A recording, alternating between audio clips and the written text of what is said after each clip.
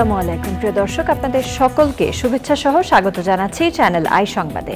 এখনকার আয়োজন নিয়ে আপনাদের সাথে আছি আমি ফাদলিহা বুশরা। শুরুতেই চলুন দেখে নিই ফ্রেশ প্রিমিয়াম টি সংবাদ শিরোনামগুলো।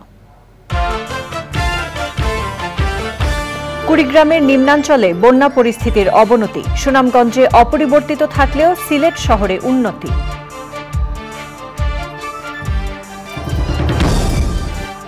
ভারতের সাথে সম্পর্ক বৈরী করে বিএনপি দেশের ক্ষতি করছে মন্তব্য, বাংলাদেশ সবার সঙ্গে বন্ধুত্ব চায় বললেন কাদের। সুপার 8 রাউন্ডে সকালে নিজেদের প্রথম ম্যাচে অস্ট্রেলিয়ার বিপক্ষে মাঠে নামবে বাংলাদেশ, অ্যান্টিগায় টাইগারদের অনুশীলন। এবং সব স্তরের মানুষের ভালোবাসা ও শেষ শ্রদ্ধায় সিক্ত 21 পদকপ্রাপ্ত কবি অসীম সাহা, তাঁর কাজ বর্তমান প্রজন্মে ছড়িয়ে দেওয়ার প্রত্যয়।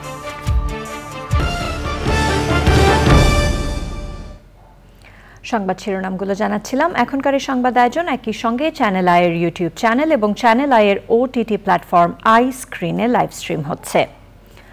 সুনামগঞ্জের বন্যা পরিস্থিতি অপরিবর্তিত রয়েছে। সিলেট শহরের বন্যা পরিস্থিতির কিছুটা উন্নতি হয়েছে, তবে নিম্নাঞ্চলে পানি বাড়ছে। মূল শহর থেকে পানি নামতে শুরু করলেও জেলায় এখনও 8 লাখ মানুষ পানিবন্দী। কুড়িগ্রামের নিম্নাঞ্চলে বন্যা পরিস্থিতির অবনতি হয়েছে। বন্যার কারণে সিলেট বিভাগের এইচএসসি পরীক্ষা 8 জুলাই পর্যন্ত স্থগিত করা হয়েছে। 9 জুলাই থেকে আগের রুটিন অনুযায়ী পরীক্ষা চলবে। সাদিকুর রহমান সাকি, একে মহিম ও শ্যামল ভৌমিকের পাঠানো তথ্যে রাজীব আহমেদের রিপোর্ট।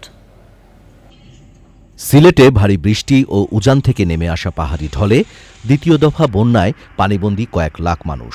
পাহাড়ি ঢল আর বৃষ্টিপাত কমায় এখন কিছুটা স্থিতিশীল পরিস্থিতি, তবে নিম্নাঞ্চলে বাড়ছে পানি, বেড়েছে পানিবন্দী মানুষের দুর্ভোগ। আমরা ইট পালঙ্গের তলে দিয়া ইট দিয়ে আমরা কিছুই বাসা বাসাইতে পারি না, সব পানির তলে।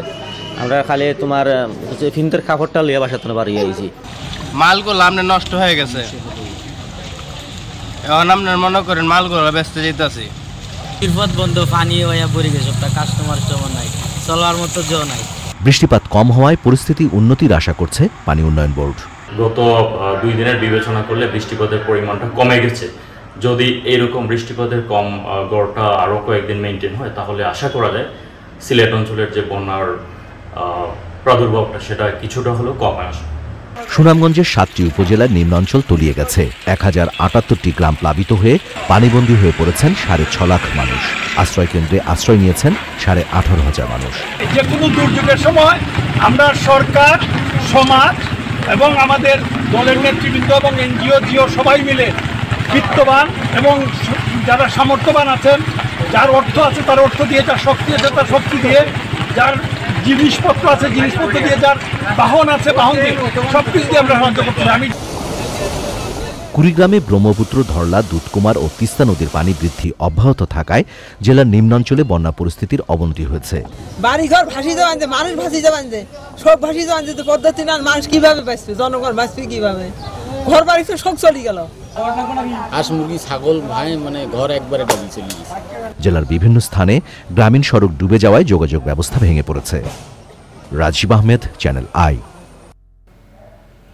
ভারতের সাথে বৈরী সম্পর্ক সৃষ্টি করে বিএনপি দেশের ক্ষতি করছে মন্তব্য করে আওয়ামী লীগের সাধারণ সম্পাদক ওবায়দুল কাদের বলেছেন, জাতীয় স্বার্থ রক্ষা করেই সব দেশের সঙ্গে বন্ধুত্বপূর্ণ সম্পর্ক চায় বাংলাদেশ।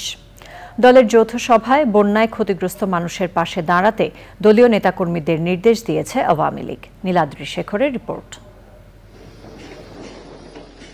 দেশের মানচিত্র ঘিরে থাকা ভারতের সঙ্গে বাংলাদেশের সম্পর্ক ঐতিহাসিক।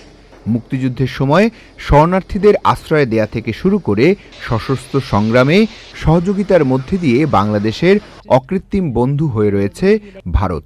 সেই সম্পর্কে আরও নতুন মাত্রা যোগ করেছে প্রধানমন্ত্রী শেখ হাসিনা সরকার। এবার ভারতের প্রধানমন্ত্রী নরেন্দ্র মোদীর আমন্ত্রণে 15 দিনের মাথায় আগামী শুক্রবার আবারও দিল্লি সফরে যাচ্ছেন প্রধানমন্ত্রী শেখ হাসিনা। দলের 75তম প্রতিষ্ঠাবার্ষিকী সফল করতে রাজধানীর বঙ্গবন্ধু অ্যাভিনিউয়ে আওয়ামী লীগের ঢাকা মহানগর উত্তর দক্ষিণ সহ সহযোগী সংগঠনের সভাপতি, সাধারণ সম্পাদকদের নিয়ে যৌথ সভায় প্রধানমন্ত্রীর ভারত সফর এবং দুদেশের সম্পর্ক নিয়ে কথা বলেন দলের সাধারণ সম্পাদক। জেনারেল জিয়াউর রহমান, খালেদা জিয়া তো ভারতে গিয়ে গঙ্গার পানি চুক্তির কথাই বলতে ভুলে গিয়েছিলেন। তারা ভারতের সাথে বৈরী সম্পর্ক সৃষ্টি করে বাংলাদেশেরই সবচেয়ে বেশি ক্ষতি করেছে, যেটা আমরা করতে চাই না। আমরা বন্ধুত্বপূর্ণ, ভারসাম্যমূলক, সম্মানজনক, পারস্পরিক আমরা কূটনীতি চাই। এই সম্পর্ক আমাদের জাতীয় স্বার্থে, আমাদের জাতীয় স্বার্থকে বিকিয়ে দিয়ে আমরা কারোর সাথে কোনো সম্পর্ক করি। সড়ক পরিবহন ও সেতুমন্ত্রী জানান, বন্যায় ক্ষতিগ্রস্ত পানিবন্দী মানুষের নিয়মিত খোঁজ রাখছেন আওয়ামী লীগ সভাপতি প্রধানমন্ত্রী শেখ হাসিনা। সিলেট অঞ্চলে জনপ্রতিনিধি, দলীয় নেতা কর্মীদের আহ্বান জানাই পানিবন্দী জনগণকে সাধ্যমতো সাহায্য সহযোগিতা করার জন্য। বাংলাদেশ আওয়ামী লীগের নেতা কর্মীরা সকল দুর্যোগ দুর্বিপাকে মানুষের পাশে থেকেছে, বরাবরের ন্যায় এবারও থাকবে। উপমহাদেশের অন্যতম প্রাচীন রাজনৈতিক দল আওয়ামী লীগের ৭৫ বছর পূর্তিতে জাতির পিতার প্রতিকৃতিতে শ্রদ্ধা নিবেদন, আলোচনা সভা, দেশে বৃক্ষরোপণ, সাইকেল র্যালি, সাংস্কৃতিক অনুষ্ঠানের আয়োজন করেছে আওয়ামী লীগ। Miladri Shekhar, channel I, Dhaka. বিএনপির সিনিয়র যুগ্ম মহাসচিব অ্যাডভোকেট রুহুল কবির রিজভী বলেছেন, নদীতে বাঁধ দিয়ে স্বাভাবিক গতি প্রবাহ বাধাগ্রস্ত করার কারণেই বন্যার প্রকোপ বেড়েছে। রাজধানীতে সংবাদ সম্মেলনে তিনি বলেন, সরকার আগাম সতর্কতা ব্যবস্থা গড়ে তুলতে না পারায় মানুষকে সীমাহীন দুর্ভোগ পোহাতে হচ্ছে। বিএনপির সব স্তরের নেতাকর্মীদের বন্যা দুর্গতদের পাশে দাঁড়ানোর আহ্বান জানিয়েছেন রুহুল কবির রিজভী।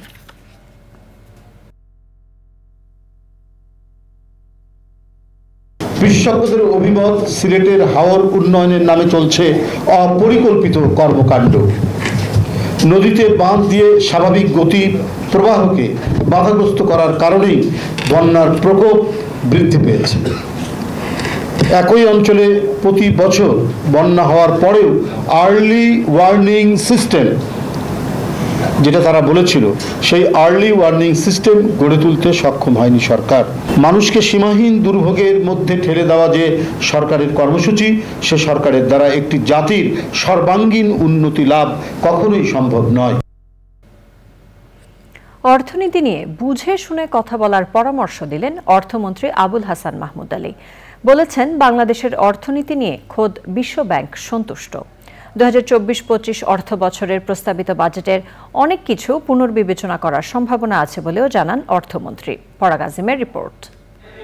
বৈশ্বিক প্রেক্ষাপটে বাংলাদেশের অর্থনীতি, প্রবৃদ্ধি, মুদ্রাস্ফীতি, খাদ্য ও পুষ্টি নিরাপত্তায় জাতীয় বাজেট 2024-25 শীর্ষক সেমিনার। বাংলাদেশ কৃষি অর্থনীতিবিদ সমিতি এবং জাতিসংঘের খাদ্য ও কৃষি সংস্থা FAOর আয়োজনে সেমিনারে মূল প্রবন্ধ উপস্থাপন করেন কৃষি অর্থনীতিবিদ অধ্যাপক মোহাম্মদ জাহাঙ্গীর আলম। ফুড ইনফ্লেশন আমরা দেখতে পাচ্ছি যে গত এপ্রিলের যে তথ্য, সেটা হচ্ছে 10.22%। দেশের চলমান মুদ্রাস্ফীতি নিয়ন্ত্রণে কিছু পরামর্শ দেন আলোচকরা। আমদানি সহজীকরণের পদক্ষেপ নিতে হবে মূল্যস্ফীতি কমাতে। কীরকম? ধরেন ধানের দাম, চালের দাম বাড়লো, পেঁয়াজের দাম বাড়লো, ওই আমদানি অর্ডার দিতে 2-3 মাস চলে যায়, তখন 80টা 200 টাকায় উঠে যায়। কাজে আমদানি পদ্ধতিটা এমন রাখুন, যে কোনো সময় চাইলে ব্যবসার আমদানি করতে পারবে যে কোনো জিনিস। বাজারে যেন কোনো প্রোডাক্টের ঘাটতি না থাকে, সেই লক্ষ্যেই কিন্তু আমরা কাজ করে যাচ্ছি। বিভিন্ন দেশের সাথে আমরা বিভিন্ন পণ্য কিভাবে সহজে আনা যায়, আমরা রাশিয়ার সাথে চুক্তি করেছি, ইভেন এই যুদ্ধ বিধ্বস্ত মিয়ানমারের সাথে, যেহেতু মিয়ানমারের এগ্রিকালচারাল প্রোডাকশন অনেক সস্তা। প্রধান অতিথির বক্তৃতায় অর্থমন্ত্রী বলেন, বাংলাদেশের অর্থনীতি সঠিক পথেই এগোচ্ছে। সমালোচকরা না বুঝেই অনেক কিছু বলছেন। অর্থনীতির উপরে সবাই কথা বলতে চায়, খুব স্বাভাবিক, কিন্তু কথাবার্তা বলার সময় একটু দায়িত্ব নিয়ে বলতে হয়, মানে একটু বুঝে শুনে বলতে হয়, তা নাহলে তো আপনি ধরা পড়ে যাবেন। বিশ্বব্যাংক একই সময় মন্তব্য করছে যে বাংলাদেশ খুব ভালো করছে, তো ওর বক্তব্য তো শুনতে হবে। আমাদেরকে বিশ্বব্যাংক আবার ঋণ দিচ্ছে, দিয়ে দিয়েছে, না আপনারা বলছেন যে দেয়নি। এই যে বাজেটটা আমরা দিলাম, এখনো কিছু প্রস্তাব আছে, এগুলোকে বাজেট কিন্তু পাস হয়নি, পুনর্বিবেচনা করার সম্ভাবনা আছে। সেমিনারে বাংলাদেশে এফএওর প্রতিনিধি ডক্টর জিয়াকন শি বাংলাদেশের কৃষি খাতের উন্নয়নের প্রশংসা করেন। Improving the resilience of agriculture. পরাগ আজিম, চ্যানেল আই, ঢাকা। এবার নিও care T20 world cup cricket update.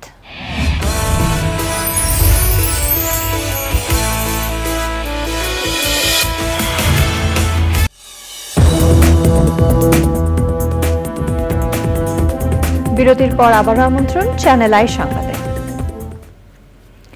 বাগেরহাটে জলবায়ুর বৈরী প্রভাব মোকাবেলায় বৃক্ষরোপণের ভূমিকা ও বৃক্ষরোপণ কর্মসূচি হয়েছে। দেশে সবুজ বেষ্টনী তৈরির অংশ হিসেবে জেলার ফকিরহাটের বাহিরদিয়া মাধ্যমিক বিদ্যালয়ে প্রাক্তন শিক্ষার্থী ও সচেতন নাগরিক সমাজের উদ্যোগে এই কর্মসূচি পালিত হয়। অনুষ্ঠানে বক্তব্য রাখেন বিদ্যালয়ের প্রধান শিক্ষক আবু হানিফ শেখ ও খুলনা গাজী মেডিকেল কলেজের অধ্যক্ষ ডাক্তার বঙ্গকমল বসু। মূল প্রবন্ধ উপস্থাপন করেন প্রকৃতি ও জীবন ক্লাবের সদস্য বিমান বাহিনীর অবসরপ্রাপ্ত সিনিয়র ওয়ারেন্ট অফিসার আসাদুল মোড়ল সহ বিশিষ্টজনেরা। পরে বিদ্যালয় প্রাঙ্গণে শতাধিক ফলদ, বনজ ও ঔষধি গাছের চারা রোপণ করা হয়।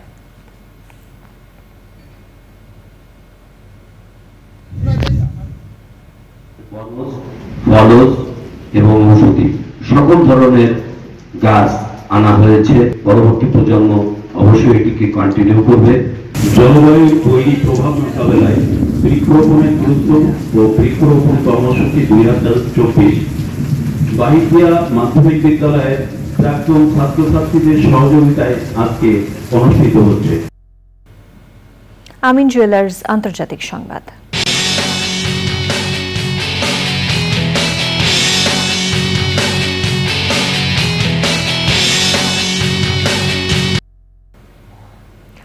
বৈশ্বিক চাপ সত্ত্বেও গাজায় ইসরায়েলি হামলা অব্যাহত রয়েছে। ইসরায়েলি ট্যাঙ্ক ও ড্রোন হামলায় দক্ষিণ গাজায় ত্রাণের অপেক্ষায় থাকা 9 ফিলিস্তিনি নিহত ও 30 জন আহত হয়েছেন। এছাড়া গাজার নুসেইরাত শরণার্থী শিবিরে বোমা হামলায় 2 জন নিহত ও 12 জন আহত হয়েছেন। জাতিসংঘ বলছে গাজায় যুদ্ধের জন্য ইসরায়েল দায়ী। তাদের হত্যাকাণ্ড মানবতা বিরোধী অপরাধ। হিজবুল্লাহ নেতা হাসান নাসরুল্লাহ সতর্ক করে বলেছেন, ইসরায়েলের কোনো জায়গা হামলা থেকে রেহাই পাবে না। জবাবে ইসরায়েল বলেছে, লেবাননে অপারেশন চালানোর পরিকল্পনা ঠিক করা হয়েছে। গত 7 অক্টোবর থেকে এখন পর্যন্ত ইসরায়েলি হামলায় 37,396 ফিলিস্তিনি নিহত হয়েছেন। এবার জানাবো কৃষি সংবাদ।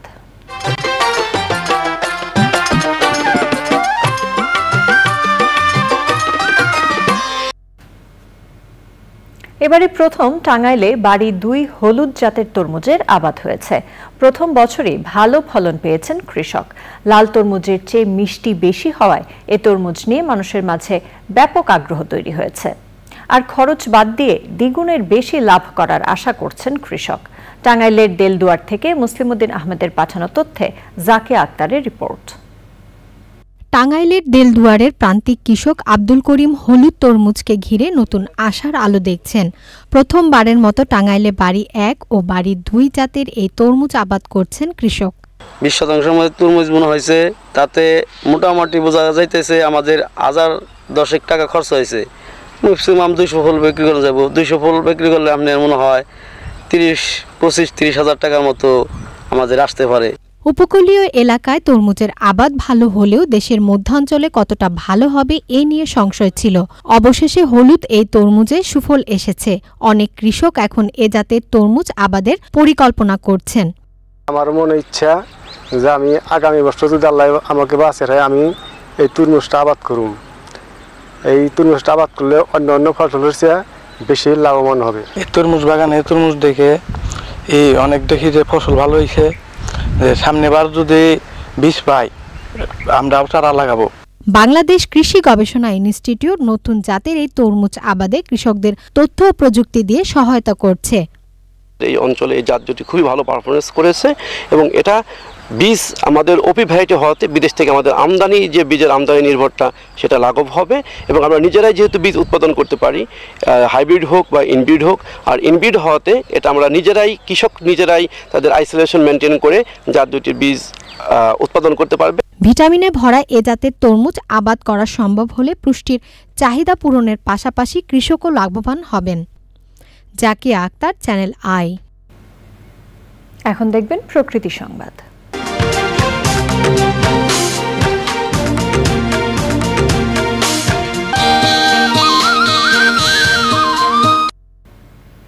অব্যবস্থাপনা ও দখল দূষণে ঐতিহ্য হারাচ্ছে দিনাজপুরের ঐতিহাসিক সুখসাগর ও মাতাসাগর। সুখসাগরের পারে ইকো পার্ক ও আবাসন প্রকল্প তৈরির নামে পাহাড় এবং গাছ কেটে নিচ্ছে প্রভাবশালীরা, আর মাতাসাগরের সব সমৃদ্ধি ও সৌন্দর্য এখন স্মৃতি। দুর্বৃত্তরা কেটে নিয়েছে দীঘির অধিকাংশ পাড়ের মাটি। দেশের ঐতিহ্যবাহী এই নিদর্শন বাঁচাতে দ্রুত ব্যবস্থা নেওয়ার দাবি জানিয়েছেন পরিবেশবাদীরা। শাহ আলম শাহীর তথ্যে আফরোজা হাসির রিপোর্ট। দিনাজপুরের ঐতিহ্যবাহী 5টি দিঘির মধ্যে অন্যতম মাতাসাগর ও সুখসাগর। সুবিশাল এলাকা নিয়ে এক একটি দিঘি। 18 শতকের মাঝামাঝি সময়ে দিনাজপুর শহর ঘেঁষে তৎকালীন রাজারা খনন করান বিশাল জলাধারগুলো। স্থানীয়দের পাশাপাশি দূর দূরান্ত থেকে আসা দর্শনার্থীদের মুগ্ধ করে সাগরের স্বচ্ছ জল। তবে ইজারা, আবাসন প্রকল্প নির্মাণ এবং পাহাড় ও গাছ কাটার মতো ধ্বংসযজ্ঞ চলছে ঐতিহ্যবাহী এসব নিদর্শনগুলোতে। পুকুরটা তো আগে ছিল মনে করে যে ভালো, আর এখন তো মনে করেন যে বিভিন্ন রকমের মুরগির খামারের জিনিসপত্র ফালাই দেয়, অনেকটা জিনিস নষ্ট করে ফেলেছে। আগের ঐতিহ্য নাই বাবা, এখন পোকামাকড় অনেক বড় বড় সাপ ছিল, বড় বড় অনেক বিভিন্ন প্রকারের জানোয়ার ছিল। পর্যটন আসতো এখানে দেখার জন্য।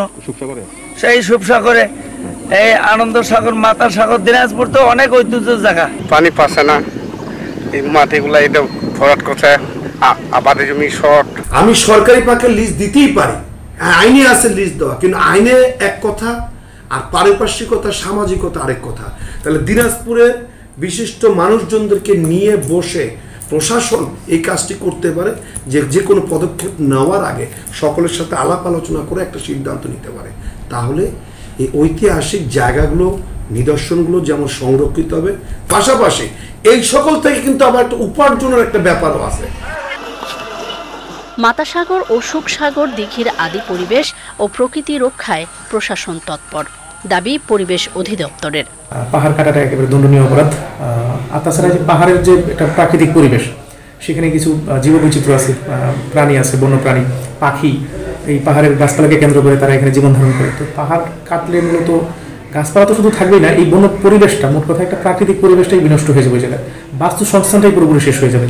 এই ধরনের কোনো কাজ কোনো ব্যক্তি বা প্রতিষ্ঠান কর্তৃক করা হলে এবং এটা পরিবেশ অধিদপ্তরের দৃষ্টিগোচর হলে আমরা অবশ্যই তাদের বিরুদ্ধে খুব কঠোর ব্যবস্থা গ্রহণ করব। সঠিক রক্ষণাবেক্ষণের মাধ্যমে আবারও প্রাণ ফিরে পাবে এসব দর্শনীয় স্থান, এমন প্রত্যাশা এলাকাবাসী ও পরিবেশবাদীদের। আফরোজা হাসি, প্রকৃতি ও জীবন desk, channel I. Exim bank বাণিজ্য সংবাদ।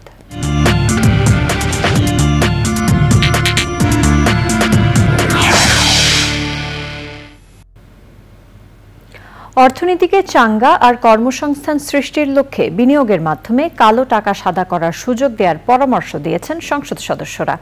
2024-25 অর্থ বছরের প্রস্তাবিত বাজেটের ওপর সাধারণ আলোচনায় অংশ নিয়ে সংসদ সদস্যরা দেশে কর্মসংস্থান বাড়ানোর তাগিদ দেন। এ সময় কিছু সরকারি কর্মচারীর দুর্নীতির কারণে দেশের ও সরকারের ভাবমূর্তি নষ্ট হচ্ছে বলেও মন্তব্য করেন কেউ কেউ।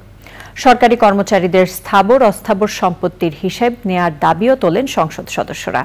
এছাড়া মূল্যস্ফীতির কথা মাথায় রেখে ওএমএস এর বরাদ্দ না কমানোর অনুরোধ করেছেন তারা। সংবাদে আবারও সময় হয়ে গেল একটি বিরতি নেবার।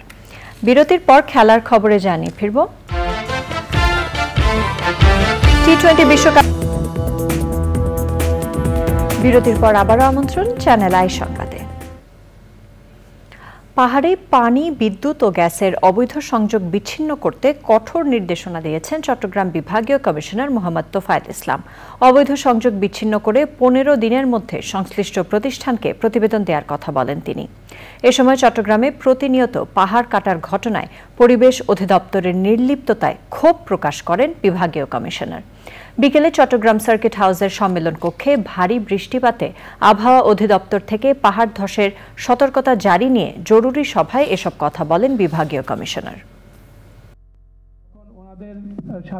আমরা এটা বলতে পারি না যে আপনি একদিনে সব বিচ্ছিন্ন করে ফেলবেন, কিন্তু আপনি নির্ধারিত বিরতি অর্থাৎ প্রতি 1 মাস পর পরে বা 15 দিন পরে পরে আমাদেরকে জানান, এই কমিটিকে জানান যে আমরা একটি অবৈধ বিদ্যুৎ লাইন বিচ্ছিন্ন করার অভিযান গত 17 তারিখে পরিচালনা করেছি। যারা পাহাড়ে অবৈধভাবে ঝুঁকিপূর্ণভাবে বসবাস করছেন তার জন্য সেখান থেকে নিরাপদ আশ্রয়ে সরে আসেন। আর আমাদের অভিযান চলমান রয়েছে। আমরা অন্যান্য দপ্তর সংস্থাকে অনুরোধ করব তারা যেন তাদের পাহাড়গুলো যেন তারা সংরক্ষিত রাখেন, ফেন্সিং করে রাখেন। এবার রয়েছে খেলার খবর।